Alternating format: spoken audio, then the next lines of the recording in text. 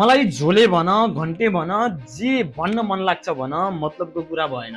तर आज म उजुरी गरेपछि 24 घण्टासम्म मतलब नगर्ने तर सोधपुछको भिडियो 2 मिनेटमै सार्वजनिक गर्ने प्रहरी, जनताको पीडामा समाधान भन्दा कन्टेन्ट खोज्ने सरकार अनि 2 कौडीका कन्टेन्ट क्रिएटरहरू जसले कन्टेन्ट बनाएर $2 कमाउनका लागि जे पनि गर्छन्। आज यिनीहरूको कुरा गर्नेछु।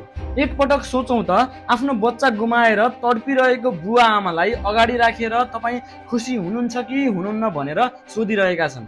खुसी लाग्ने आजको एकदम सन्तुष्ट तपाईँको चित्त बुझाइ के छ? ठिक छ नि? न्याय पाउनु भएको छ? आफ्नो बच्चाको यस्तो अवस्था हुँदा कुन चाहिँ आमा बुवा खुसी हुन्छन्? कि अब हरेक दुःखमा क्यामेरा तेर्साएर सरकारले आफ्नो प्रचारबाजी गर्नुपर्ने हो? जनताले मूल्याङ्कन गरिरहेकै छन् त, सबै कुरा देखाउन जरुरी पनि छैन। पीडितको आँसुमा पनि प्रचार खोज्ने हो भने सरकार र कन्टेन्ट क्रिएटरमा फरक के रह्यो? अझ प्रहरीले सोधपुछ गरेको भिडियो बाहिर ल्याइएको छ अनि त्यो भिडियो सार्वजनिक गरेर हामीले समाजलाई के सन्देश दिन खोजेको? सोच्नुस् त, पहिले नै डराएर त्रासमा बाँचिरहेका हाम्रा छोरी चेलीहरूको दिमागमा त्यसले कस्तो असर पारेको छ? के त्यसले समाजमा कुनै राम्रो सन्देश दियो त? झन डर र त्रास मात्रै फैलायो, समाजमा झन घृणा फैलियो, मान्छेमा आक्रोश बढ्यो। सभ्य समाज बनाउनतिर लागौ न सबै। अब यी 2 कौडीका कन्टेन्ट क्रिएटरहरूको कुरा गरौँ।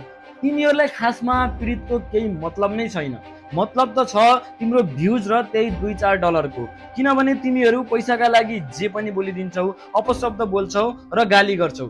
यति मात्र होइन, जे भेट्यो त्यही सेयर गर्छौ, जे मन लाग्यो त्यही हेडलाइन बनाउँछौ। तर यसले समाज र पीडितको परिवारको मानसिक स्थितिमा कति ठुलो असर गर्छ भन्ने तिमीहरूलाई अलिकति पनि हेक्का छैन। जबदेखि यो फेसबुक मोनेटाइजेसन आएको छ नि, मान्छेहरूले $2-4 को लागि आफ्नो नैतिकता र संवेदनशीलता सबै बेचिसक्यो। कन्टेन्ट भाइरल होला, अलिकति डलर आउला, फलोअर्स पनि बढ्ला, तर तपाईको इमेज चाहिँ गिरिरहेको हुन्छ। बेलैमा होस पुर्याउनुस्। अनि तपाईहरू सबैलाई समाजमा हेट स्पिच फैलाउने, जे मन लाग्यो त्यही बोल्ने मान्छेहरूलाई आजैबाट इग्नोर हान्नुहोस्। किनभने तपाईले कसलाई फलो गर्नुहुन्छ र के सुन्नुहुन्छ, बिस्तारै तपाईको सोच पनि त्यस्तै बन्दै जान्छ।